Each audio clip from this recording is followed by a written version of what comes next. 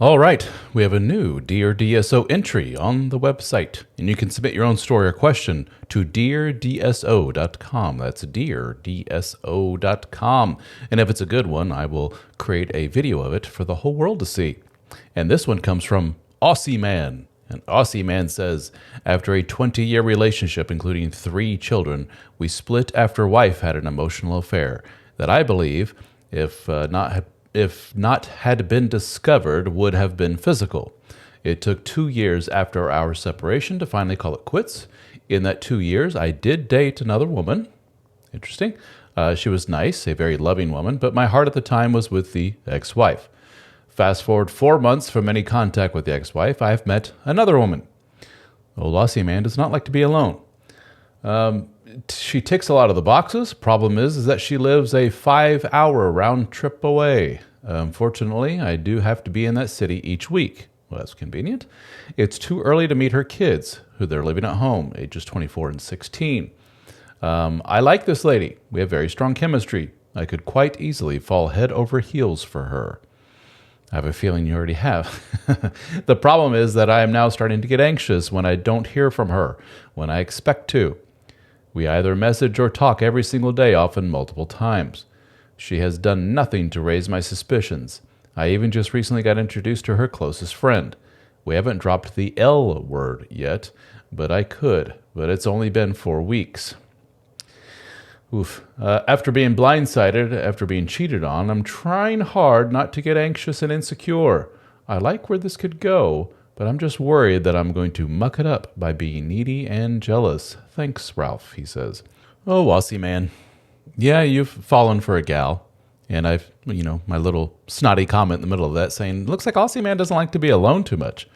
Would you say that's a fair assessment? I mean, during separation with wife who cheated on you, you got with some other gal, but you're like, I can't do this because I still love my ex-wife, the one who cheated on you. And then you separated and, not long after no contact with the ex, 4 months, you're with a new one. And you've only been with this new one for a month on a very part-time basis because she's quite literally 2.5 hours away from you, it sounds like, 5-hour round trip, if I'm doing the math correctly.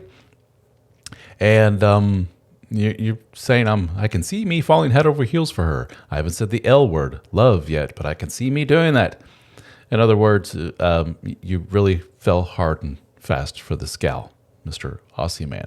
Is that something that you've done in the past? Can you see some similarities with your relationship with the ex-wife, the one who cheated on you? Were you the one to fall head over heels and say, I love you super fast? You definitely have some anxious tendencies, but what little you shared here, you're like, she hasn't texted me back and I'm falling in love with this gal. I haven't said the L word yet. I met her best friend. None of these are big deals necessarily, but it's meeting her best friend, not a big deal. That's something that plenty of people do. Let me introduce you to this guy that I'm seeing. Not quite sure what I think about him yet. What do you think, best friend? And then, no, you haven't met her kids yet. Please don't for a while. I say give that a year of dating before meeting children, simply because you'll know whether or not you're a good match. What the kids don't need, I know they're older, but what they don't need is a revolving door of men coming in and out of mom's life. Like, this is boyfriend this month and this is boyfriend that month. They start losing respect for mother, and it causes all kinds of chaos in the relationship. So hold off on that. If I were with you, dude, I would just say, dude, time out, man. Go hang out with some dudes some more. Give this gal some space. So what? She didn't reply to you right away like she used to or whatever. Who knows what's going on, dude? It could be something as silly as just work stuff, personal stuff, and you guys aren't married. She doesn't need to be texting you all day, every day. Let the leash go a little bit.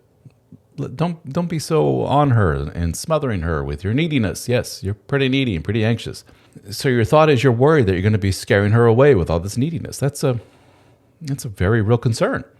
Now, here's the thing.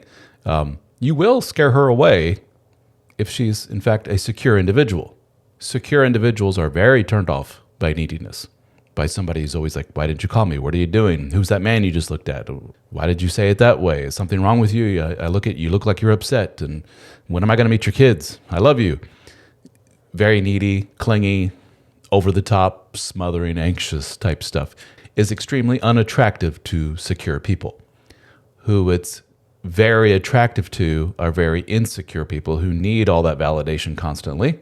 And you probably, with some hindsight, will say that was probably the dynamic between you and your ex-wife, the one who cheated on you. Maybe I'm inferring a lot here, I could be way off base, but maybe she's the type that needed consistent attention to feel good about herself. And maybe you, by virtue of normal life stuff, couldn't pay attention to her 24/7. So she went and got the attention elsewhere. That's who you're setting yourself up to be in a relationship with again. I often tell guys, if you don't fix what's going on up here, you're going to repeat the same mistakes you made in previous relationships. You just do it all over again. So many men I talk to say, like, oh, holy crap, I'm dating my ex-wife all over again. Not literally their ex-wife, meaning like the new person they are dating has so many qualities and personality traits that is so similar to ex-wife that it's scary. And I say, yeah, dude, you got a type. And some of that type, some of those personality traits are not so healthy.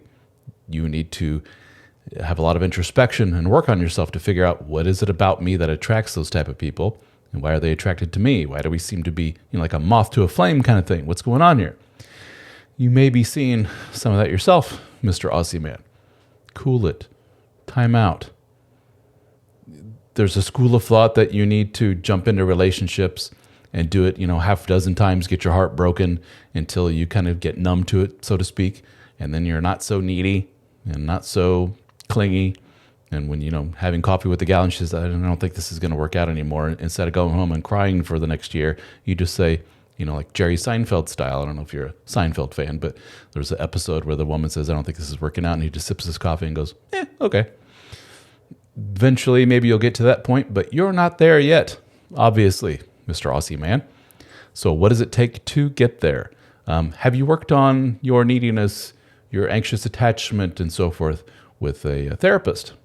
Are you hanging out with a lot of men? Are you, I know that you're a member of our group in the HFM Brotherhood, and for those that are wondering what I'm talking about, go to helpformen.com. We have a private community just for men, of which Aussie Man is a member, and we get together for private discussions and discussion forums that are private. The rest of the world can't see what we're talking about. And then we have private Zoom meetings, several of those every single week. We record all the Zoom meetings. We have my books, all of my books in audiobook format as well as PDF format at no extra charge. We have discounts on coaching and courses and all kinds of cool stuff. So check it out at helpformen.com. But maybe open up more to the group and talk to them more and share more of your stories, and you'll get more of, hey, been there, done that, and this is what I did. Here are some thoughts for you. Or I'm in your neck of the woods in Australia. We have a lot of guys in Australia in the group, and they may say, let's get together for a beer. Let's hang out. Let's talk this through, and you will feel better. To commiserate with guys who have been there, done that, kind of like mentors, if you will, it really helps. It really helps expedite the healing process, if you will, of what you went through with this trauma with the ex. As you know, being in our group and hearing me talk about this nonstop, a lot of guys in our group have they're what we call neurodivergent. In other words, they have things such as ADHD, they're on the autism spectrum and so forth, and they tend to fall very fast and very hard for people, and they tend to take rejection really, really, really bad, really hard, and more so than the neurotypical person. So maybe, is there some of that in you? I don't know if maybe you've been formally diagnosed. Maybe I'm way off base. I'm not a psychologist. I don't know. But that may be something to explore. And there may be certain, treatments that may help with that. Don't know. All kinds of things to explore. All those things are separate from a relationship with a gal that maybe you're not quite ready for. And that's very difficult to hear because she makes you feel like $1,000,000. And that's probably something you haven't felt in a long time. It's Mother Nature doing its thing, man. It wants you two to get together and make babies. Please don't do that, by the way. But that's in essence what Mother Nature is doing. It's making you fall in love and making you obsessed with her. And that limerence feeling, the honeymoon phase, is very, very potent. Very strong stuff. And it makes men and women do some not so smart things. So just cool it, take a step back, assess what's going on here. Don't jump into the deep end. And the irony is going back to your question of your situation of I don't want to scare this woman off. Actually, if you do scare this woman off with your anxious behavior, that's a good thing because it shows you got a secure one, you got a smart one, and she knows Aussie Man ain't ready yet. That would actually be a good thing. And then maybe you can reattach later on down the line. Who knows? But stay strong, buddy. I know what you're going through. Been there, done that. All right. So stay in touch. Would love to chat with you one-on-one. If you'd like to, go to coaching. You know where to find me on the Help for Men website. And thanks for submitting your story, Mr. Aussie Man.